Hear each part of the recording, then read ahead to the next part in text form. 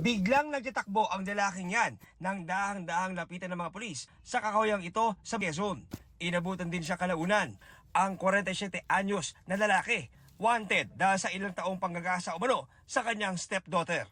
After nung buong may file namin yung kaso, continuous monitoring naman po tayo dun sa suspect kasi nasa area naman po ng makalilan yung tao. Ayon sa tiyahin ng 17 anyos na biktima, nagsimula ang pangahalay noong 2015 sa tuwing wala ang ina ng dalagita. Sa loob ng isang linggo, 3 beses siya ginagalaw nung stepfather niya. Nagagalit daw po siya, ayaw niyang pumayag pero pinipilit pa rin daw po siya nung stepfather niya. Kahit po anong niya, tapos tinatakot pa daw po siya. Malungkot po siya, tapos palagi siya, minsan natutulala siya, tapos lagi po siyang umiiyak. Yung krimen is nangyayari sa bangka, kung minsan sa bahay, minsan sa mga kakahuyan kung saan niya pinapupunta itong bata. Nagsumbong sa nanay pero hindi pinakinggan yung nanay. Bukod dito, may nadiskubre pa ang mga otoridad.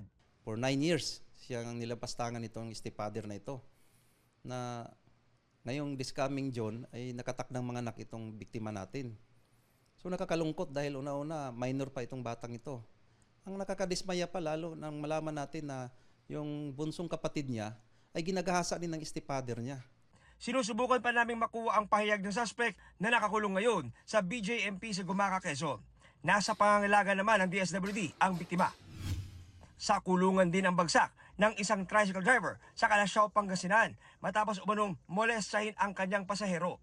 Ayon sa pulisya, biglang nag-iba ng ruta ang suspect at idinaan ang tricycle sa bypass road kung saan walang gaanong tao. Siguro nagandahan dun sa pasahero niya. Yun, nagawa niyang haplusin yung pasahero. But luckily, nakatakbo naman yung nakahingi ng tulong.